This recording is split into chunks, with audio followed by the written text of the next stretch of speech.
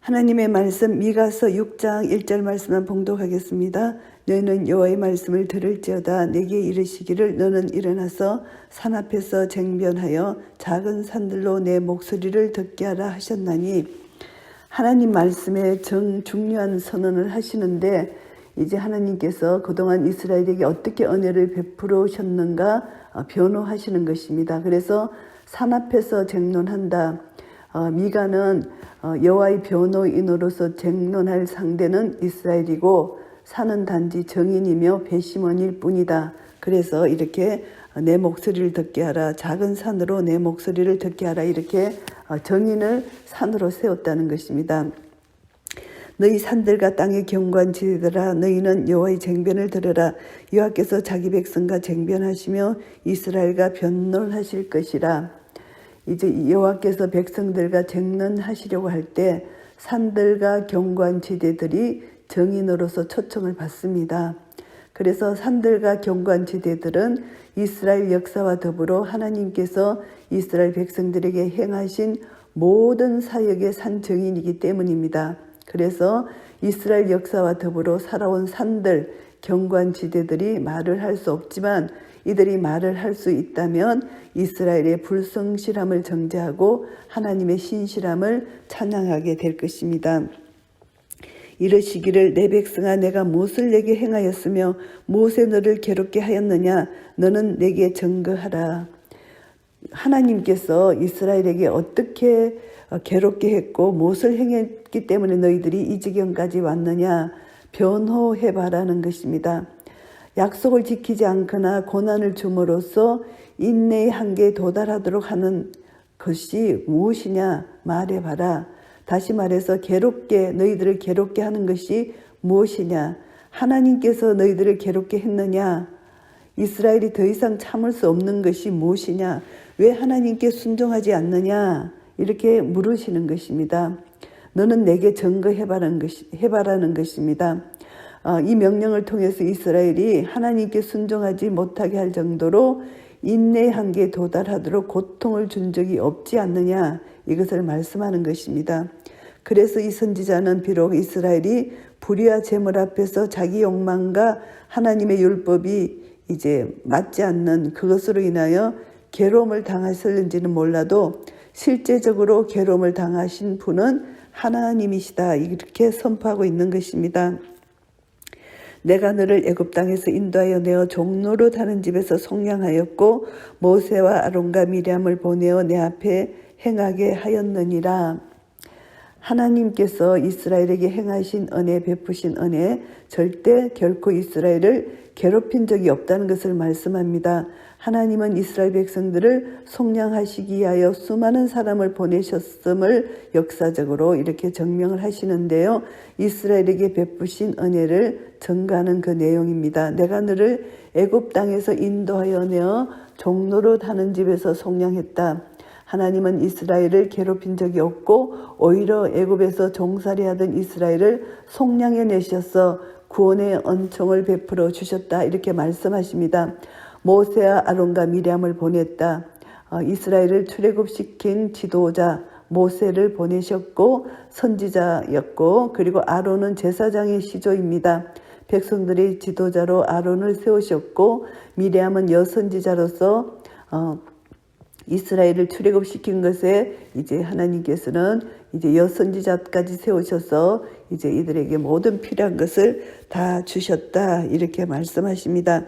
내 백성아, 너는 모압 왕 발락의 꾀한 것과 부알의 아들 발람이 그에게 대답한 것을 추억하며 시딤에서부터 길갈까지의 일을 추억하라. 그리하면 나 여호와의 어렵게 행한 것을 알리라 하실 것이니라. 모압 왕 발락이 이제 부알의 아들 발람을 불러서 이스라엘을 저주하라 했잖아요. 그랬을 때 이스라엘이 가나안으로 행하는 과정에서 이제 일어난 일입니다. 그때 하나님은 발람에게 나타나셔서 이제 절대 이스라엘을 저주하지 못하도록 하셨습니다. 그 일을 기억하라는 것이고요. 시딤에서부터 길갈까지 일을 추억하라, 이 말씀은 시딤에서 길갈까지의 사건입니다. 미디안의 패배, 요단강을 건넜고 여리고를 무너뜨렸던 것을 생각하라는 것이고요. 이 미디안은 이스라엘로 하여금 자기 백성의 여인들과 음행하게 했고 우상을 섬기게 했지만 하나님은 음행한 이스라엘 사람들과 미디안에게 진노하셔서 그들을 죽이게 하셨습니다. 그리고 홍해를 갈랐던 동일한 기적적인 방법으로 하나님께서는 여호수아를 통해서 이스라엘이 요단강을 건너게 하셨고 할례를 행하게 하셨고 언약 백성이 되게 하셨다는 것입니다. 그리고 길갈에 진을 치고 이제 하나님께서 가르쳐 주신 방법으로 여리고성을 무너뜨리고 정복해 하셨다는 것입니다. 이 모든 것을 기억하라. 하나님의 초자연적인 역사를 상기시킴으로써 하나님 자신이 결코 이스라엘에게 불성실하시지도 이스라엘을 괴롭히지도 않으셨다는 것을 변증하는 것입니다. 그리하면 나 여호와의 어렵게 행한 것을 알리라 하실 것이라. 하나님은 의로우신 하나님으로서 언약 백성인 이스라엘을 끝까지 이스라엘에게 신실하시고 의로우셨다. 이것을 말씀합니다. 내가 무엇을 가지고 여호와 앞에 나아가며 높으신 하나님께 경배할까? 내가 번제물 1년 된 송아지를 가지고 그 앞에 나아갈까? 미가는 마치 이스라엘이 말하는 것처럼 자신이 이스라엘의 변명을 대신하고 그것이 얼마나 잘못된 생각이며 하나님께서 경멸하시는 외식적인 종교 행위인가를 여기서 드러냅니다. 높으신 하나님께 경배할까? 하나님 계신 처소를 나타내는데요.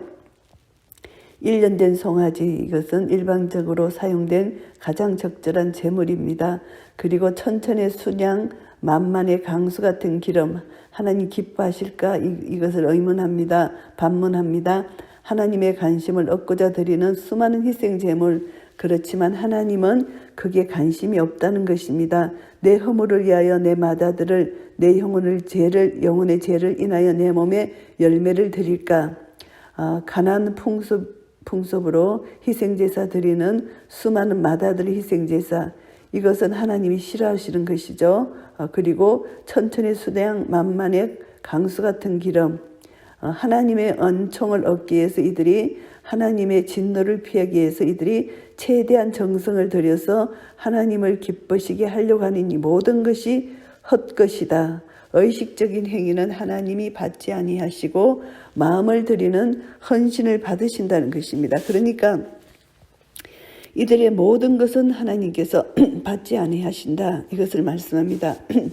사람아, 주께서 선한 것이 무엇임을 내게 보이셨나니 여호와께서 내게 구하시는 것이 오직 공의를 행하며 인자를 사랑하며 겸손히 내 하나님과 함께 행하는 것이 아니냐. 하나님이 원하시는 것은 이제 인자를 사랑하신다. 인간을 사랑하신다는 것이고 하나님이 원하시는 것은 공의를 행한다는 것입니다. 오직 의로운 삶, 모든 사람에게 공평하게 대하는 것, 이것을 말씀합니다. 그래서 하나님의 속성은 사랑이고 하나님의 속성은 공의입니다. 사랑과 공의를 행하라, 이것을 말씀합니다. 그래서 하나님께서 구하는 것은 공의이고 인자를 사랑하는 것이다. 사람을 사랑하는 것이다. 이것을 말씀하고요. 그리고 겸손히 내 하나님과 함께 행하는 것이 아니냐. 하나님이 원하시는 것은 겸손하게 하나님과 더불어 교제하는 것을 하나님은 기뻐하신다는 것입니다. 그래서 공의를 가지고 사랑의 마음을 가지고 겸손하게 하나님과 함께 교제를 할 때 이것이 참 하나님의 백성의 자격이 있다는 것입니다. 그래서 하나님은 이 백성들에게 이것을 원하신다. 이스라엘이 하나님의 언약 백성으로서 제사함을 받은 백성으로서 삶 가운데서 마땅히 드러나야 할 삶의 규범, 이것은 어떤 희생제사, 마음에도 없는 형식적이고 예식적인 이런 희생제사가 아니라 이것은 자기 만족에 불과한 것이고 하나님은 그들의 마음을 받기를 원하신다는 것, 하나님이 원하시는 그들의 마음은 공의롭고 의로운 삶, 모든 사람에게 공평하게 대하고 사람을 사랑하고 겸손하게 하나님과 동행하는 이런 삶을 원하신다. 이것을 말씀하고 있습니다. 여호와께서 성읍을 향하여 외쳐 부르시나니 완전한 지혜는 주의 이름을 경외함이니라. 너희는 매를 순히 받고 그것을 정하신 자를 순종할지니라. 이제 이들이 매를 순히 받으라. 너희들의 범죄로 말미암아 너희들은 반드시 심판을 받아야 된다. 그렇게 말씀합니다. 성읍을 향하여 외쳐 부르십니다. 완전한 지혜, 하나님의 완전한 지혜는 하나님을 경외하면서 떠나서 악을 행하는 자, 이런 자는 반드시 벌을 받고 너희들은 징계를 받는다. 그러니까 빨리 죄를 회개하고 하나님 앞으로 돌아오라는 것입니다. 죄를 회개하지 않을 때는 하나님은 매를 드시는데 그 심판의 도구로 아수르의 침략을 예고한 것이고요. 그것도 남유다에게는 그 매가 또 바벨론의 침략입니다. 그래서 순순히 하나님 말씀을 받아들이고 하나님 말씀에 순종하는 삶의 자세, 하나님을 경외하는 것을 보여라는 것입니다. 악인의 집에 오히려 불의한 재물이 있느냐, 축소시킨 가정은 에바가 있느냐. 이제 악인의 집을 이제 하나님이 말씀하시는데 여기서는 우상을 섬기는 그런 죄가 아니라 사회적인 불의를 여기서 말씀하십니다. 축소시킨 가정한 에바, 이들은 곡식의 양을 속여서 이제 그것을 착취하는 불의한 행위를 여기서 말씀합니다. 거짓 저울추, 하나님은 이러한 불의를 엄격하게 검하셨습니다. 부자들은 강포가 가득하였고 이제 도량 단위를 속여서 불의한 재물을 모은 것뿐만이 아니라 자신이 갖고 있는 권력과 힘으로 폭력을 사용했다는 것입니다. 그 거민들은 거짓을 말하니 그 혀가 입에 개사하도다. 이스라엘 거민들도 혀를 잘못 사용한다. 거짓말을 말하여서 하나님께 범죄한다. 입을 열 때마다 거짓이 튀어나온다는 것입니다. 이런 자들을 하나님께서 반드시 심판하실 것이라는 것입니다. 그러므로 나도 너를 쳐서 중히 상하게 하였으며 내 죄를 인하여 너를 적막하게 하였나니 하나님께서 이제 징계를 하실 것이다. 이스라엘의 범죄 때문에 너를 쳐서 중히 상하게 하였으며 징계를 나타내는 표현입니다. 심판의 도구인 적들을 통해서 이스라엘을 침략당하게 하실 것이다. 이것을 말씀합니다. 내가 먹으나 배부르지 못하고 속이 항상 빌 것이며 내가 감추나 보존되지 못하겠고 보존된 것은 내가 칼에 붙일 것이며 이스라엘 부자들과 거민들이 자기 만족을 위하여 도량을 속이고 불의한 재물을 채웠으나 이제 하나님의 심판으로 더 이상 자기 만족을 채울 수 없게 될 것이다. 불의한 재물을 숨겼을지라도 하나님의 심판의 도구인 적들의 칼 앞에서 모든 것이 빼앗기게 될 것이며 그들이 추수한 모든 것의 혜택을 누리지 못하게 될 것이라는 것을 경고하는 말씀입니다. 그래서 그들이 씨를 뿌리고 추수하지 못할 것이고 감람을 밟으나 기름을 내 몸에 바르지 못할 것이며 포도를 밟으나 술을 마시지 못하리라고 말씀하시고요. 너희가 오므리의 율례와 아합집의 모든 행위를 지키고 그들의 꾀를 쫓으니 이는 나로 너희를 항목케 하며 그 거민으로 사람의 칫솔거리를 만들게 하려 함이라. 너희가 내 백성의 수욕을 담당하리라. 오므리는 시므리를 살해한 후에 북이스라엘의 왕이 되었잖아요. 여로보암의 우상숭배를 계속했습니다. 그래서 또 그 아들 아합은 이방 여인인 이세벨과 결혼했고 이제 아버지 오므리의 제약을 본받아서 재물에 대한 만족을 채우기 위해서 가난한 자의 이제 피를 진짜 짜내는 것 같은 그런 악행을 저질렀습니다. 그리고 바알 숭배를 허용해서 우상 숭배를 조장했고 그리고 이를 반대하는 선지자들을 많이 박해하고 죽였습니다. 미가 당시에 이스라엘은 오므리와 아합 왕의 죄에서 벗어나지 못하고 있었습니다. 그래서 하나님께서는 그들의 죄악을 항목해 하실 것이다. 이스라엘의 죄, 곧 오므리와 아합 집의 규례를 따르는 이스라엘의 죄에 대한 결과임을 여기서 말씀하십니다. 이스라엘은 적들의 침략으로 항폐하게 될 것이고 하나님의 백성임에도 불구하고 멸망을 당함으로 이방 거민들 사이에 비난과 조롱거리가 될 것이다. 이렇게 말씀하십니다. 오늘 미가서 6장 말씀을 정리하겠습니다. 이스라엘 백성들이 이제 범죄한 것이 하나님 앞에 반드시 심판을 받을 것인데 1절부터 8절까지는 이제 어떤 심판을 받느냐 하면은 하나님께서 자연계를 증인으로 채택하셔서 이스라엘에게 경고하시는데 작은 산들, 땅의 경관지대, 자연계를 통해서 이스라엘 백성들의 죄악을 지적합니다. 그래서 이들은 이스라엘 백성들의 죄악을 다 알 것이라는 것입니다. 그래서 하나님 말씀을 이스라엘 백성들이 완고하게 거부했는데도 깨닫지 못했다는 것입니다.